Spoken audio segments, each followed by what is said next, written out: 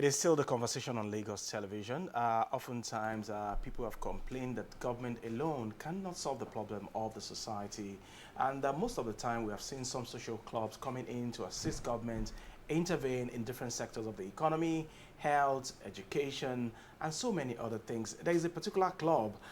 When you look at the four-way test of this club, you will know why they are impacting communities in terms of health education, in terms of health intervention, as well as trying all they can do to improve the quality of education in different parts of the country.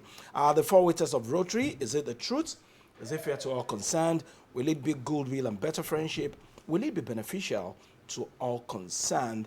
This is what is guiding the services of Rotary Club International. We have representing Rotary on the program this morning.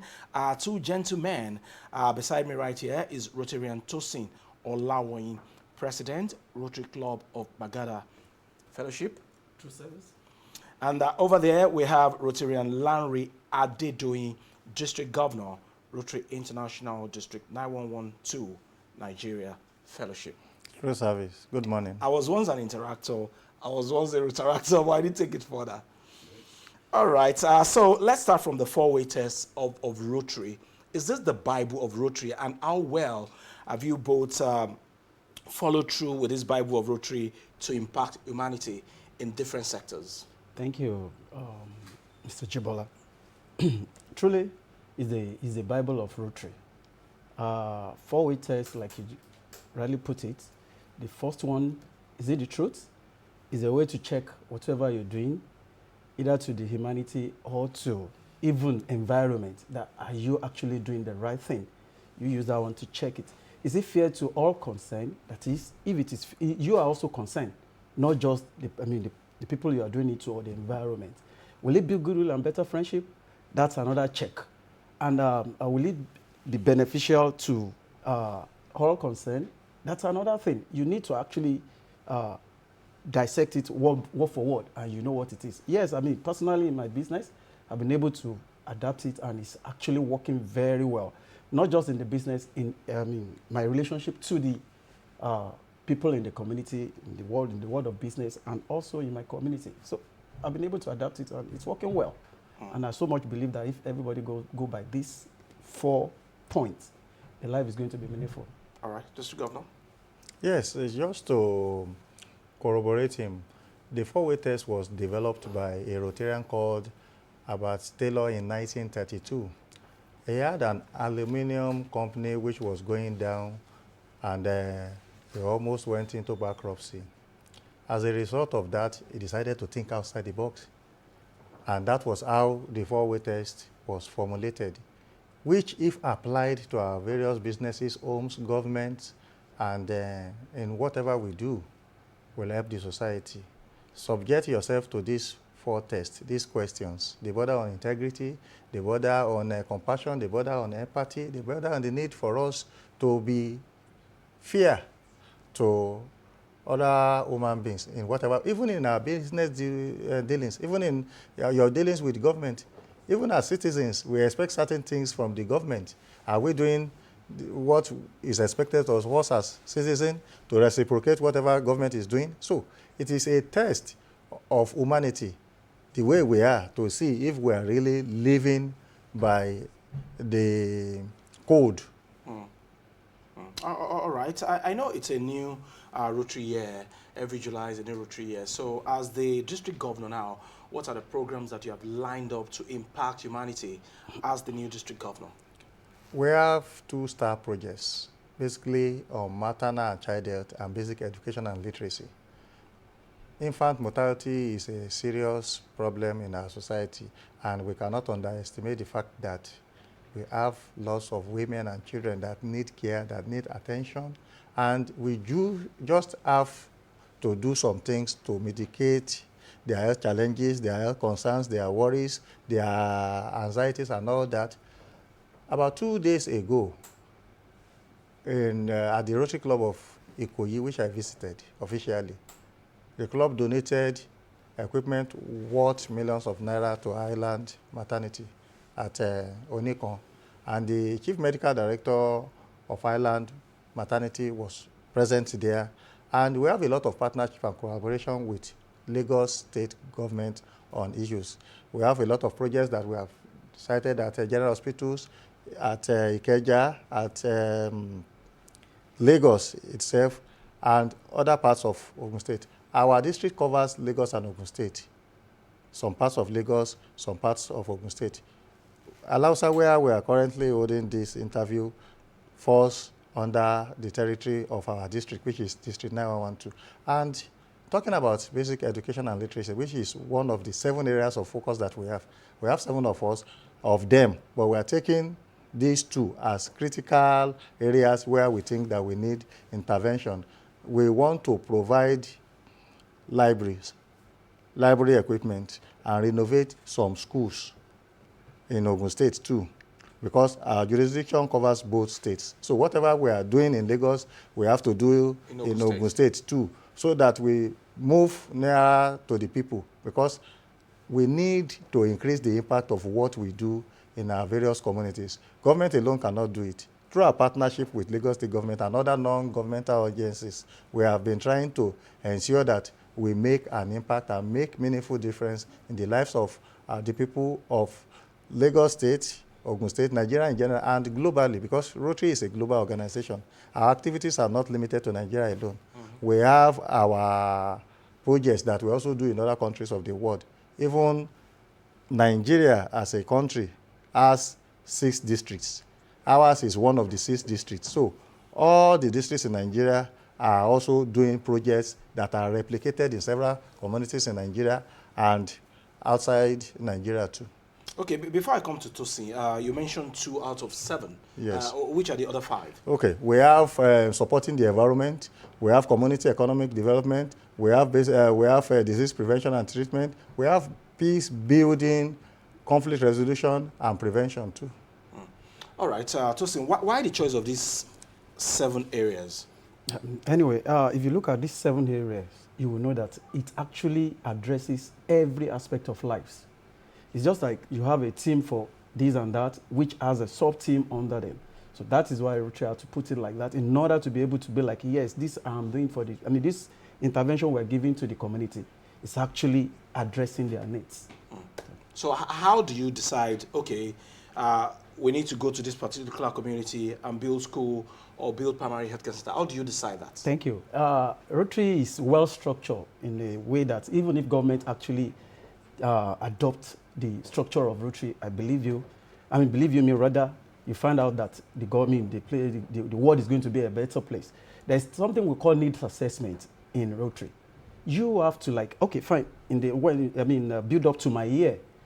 When we have a district governor that has a vision, so we have to align our own vision to his own. He mentioned 2 major areas of focus. That is maternal and child health and literacy and education. Now, when in the build up to my year, we actually went into the community that our club actually covers. We are from Rotary Club of Bagada, and it covers Bagada, Shomolu, Bariga, and I go into that community, go around, talks with the stakeholder in the community, the teachers, the students, the youths, the elderly ones, and even the community leaders.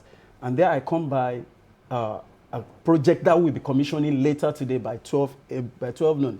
That is in line with literacy and education. We are donating a computer laboratory to a public primary school. And also in line with the maternal and child health, we are giving out 500 personal health insurance scheme in collaboration with Ilera Eco. Okay, Lashma. Lashma, yeah, that we're doing that today. We are going to have a pilot project today, which are going to give about 50 out of it, and 50 out of, that 500 out today at Bariga. So there is a cost for needs assessment for us to be able, we don't just do a project, we don't just venture into a project. We go into the community, find a need, do our need assessment, and get to know that what is actually missing within that community that is not making life worth living for the people around that community. So that's how we go about, the type of area of the area of focus that we are going to give a project in. So it doesn't matter if your members are in that community or not. It does not matter. Mankind is our business. When we do this, we don't count cost of profit. We are not asking for anything in result that is of personal benefit to us. We serve selflessly. Our motto is service above self. So it does not matter whether we live there or we don't live there, because the needs assessment is actually to enable us get the gauge of the community, the feelings that, okay, this community, let's give an example now. Alausa may need water. The neighboring community of Agidingbi may say, no, we want library. Nearest again to that, we say, this is what we want. So if we look at these areas of focus that I initiated, these 7 areas of focus, the need of one community may differ from, so we give them what they need, not what we think we should do for them. Because if you don't give them what they want, there will be apathy. The collaboration, the support, the cooperation will be missing. And we have what we call Rotary Community Core, which are established by Rotary to make sure that these projects are sustainable. So we do not have direct benefit or interest in whatever we do. We do it because people need it, and we believe that if we do so, we are making a difference in the lives of the people in our communities. Okay, talking about sustainability now, when you do some of these projects and you hand it over to the community, what about the maintenance, and what kind of feedback have you been getting over the years in some of this community? Now, sustainability, I just gave you one aspect of it when we established Rotary Community Core. There are other layers. We, as the givers of these projects, we also make sure that we have some of our members who are going to the community to get their feedback to, who relate with members of this Rotary Community Core that I mentioned earlier, to say, oh, this thing needs maintenance. We have done it 2 years ago. There are issues of common interest between us that we always want to address. So we don't leave the projects and say, no, because we have service project committee, which is chaired by a Rotarian. So that committee has the responsibility of ensuring that that project does not become an abandoned project. Okay, so for your own now, which is Bagada, how did you come about that ICT library that you're going to donate, you're going to commission today, and the other one, which was the other one that you mentioned? The health insurance. The health insurance. What kind of survey did you carry out to arrive at that? All right, thank you. Personally, my office is in Bagada. Okay. So I see Bagada every day, and I see what the students actually, going through almost on daily basis. So in the build up to my year, I had to visit schools, because that has been the area of my interest, that the way and life the students are actually getting their academics and all that. And when the DG gave us, his area of concentration out of all these 7 areas of focus, so it's actually aligned with what my interest is. So I had to go into all these schools, and I find out that the LIE, as in the local education authority, are actually struggling to get the students to be computer compliance, which is about what is even in vogue now. You know, virtually all the exams are going CBTs. The researches and all that are going CBTs. So I had to visit all these schools and find out that it's like 1 school to 10 schools. A computer laboratory will be in 1 school, and you have 10 schools coming to do computer education in that place. You know, risking the lives of the children, transporting them from one place to the other. To even buttress what he said about our sustainability, in the course of my needs assessment, I got to know a school that has that computer laboratory that was donated by Sister Club. Okay. That was in the ring. So I had to quickly put a call through to that club. Okay. No, to that club, that your project here is in a ring.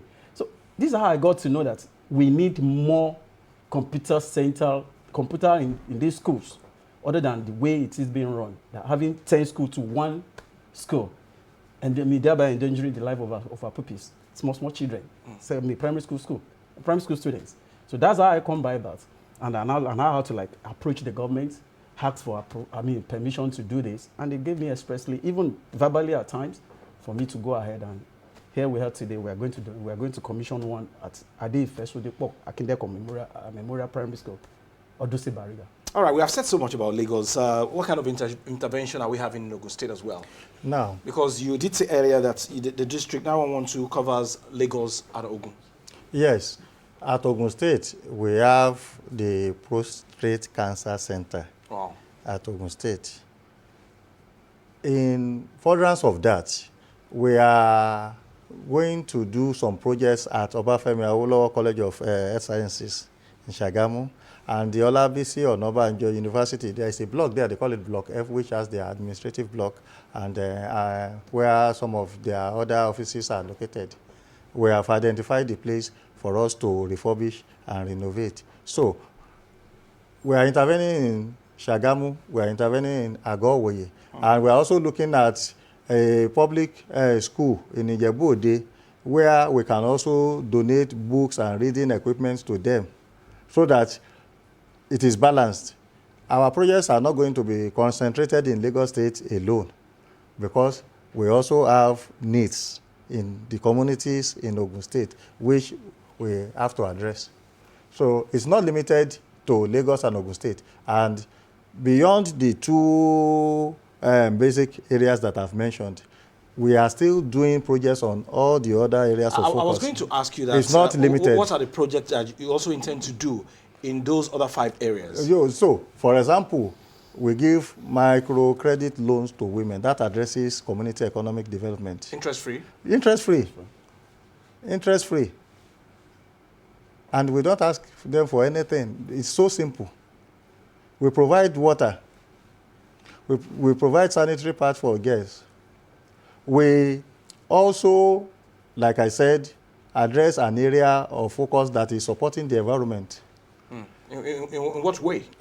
Tree planting of coconut trees, making sure that when people cook, they don't use firewood and all that. When people burn tires on the road, you know the hazard that it can cause to the environment. So things like this, we have been able to reach some organizations to come and help us so that some of these things would be mitigated in society. Even we are reaching out to transport organizations on the use of bad tires. Oh.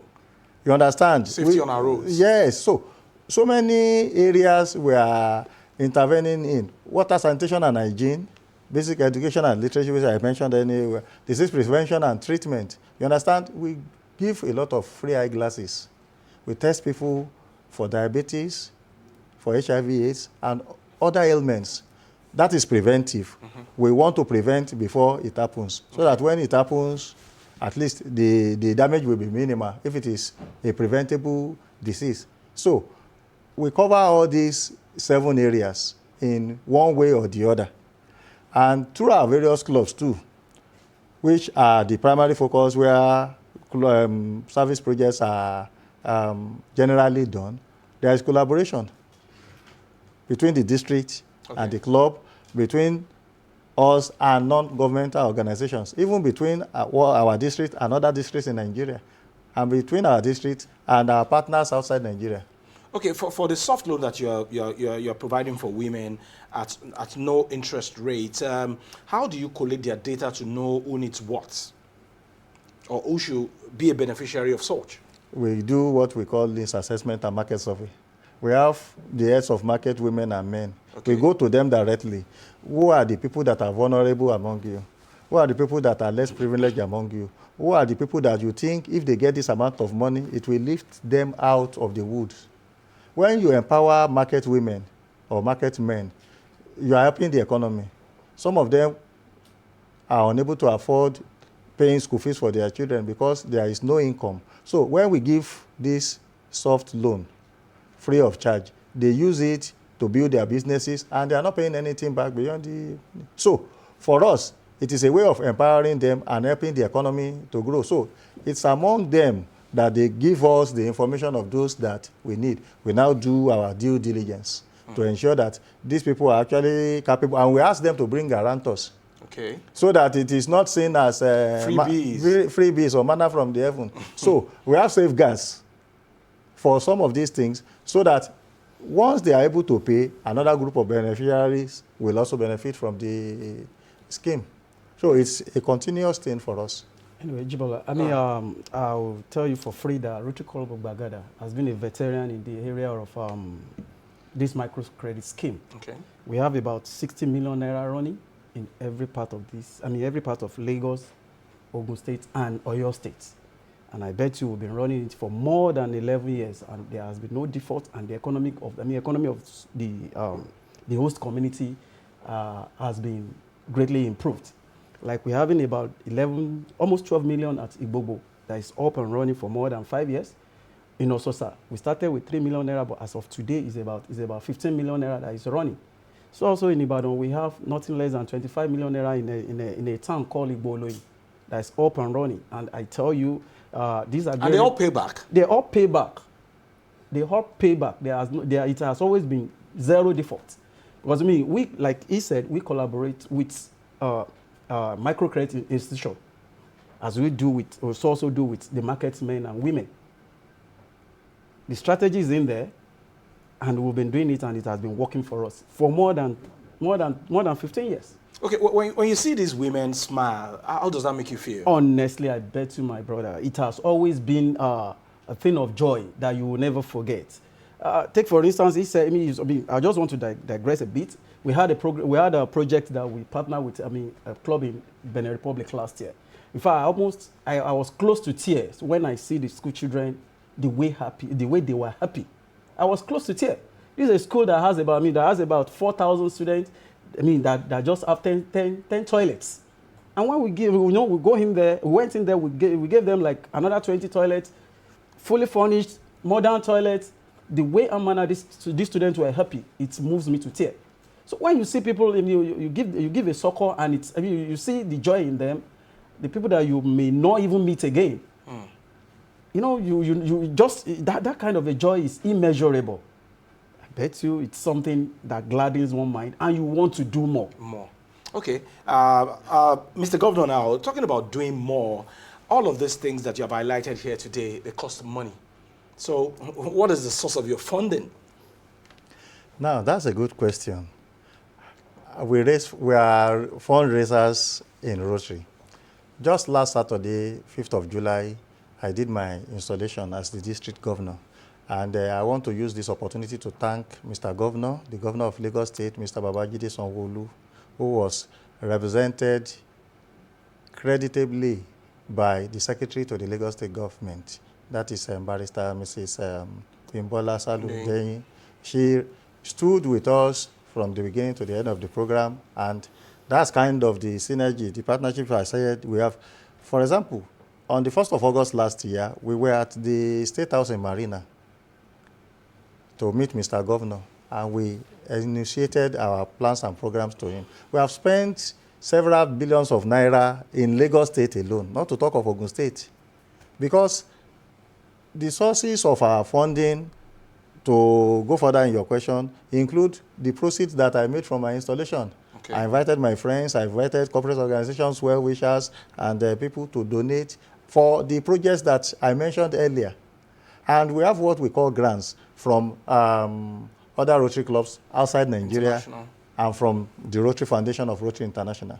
And this money, we account for them prudently because we have to spend them prudently. They are accounted for because we have to provide stewardship of any fund that you get. And because they know that it is Rotary, our word is our bond. When we ask you to support us, we use the money for the purpose that it is meant. So these are the sources, our friends, well-wishers, corporate organization partners, and grants that we get.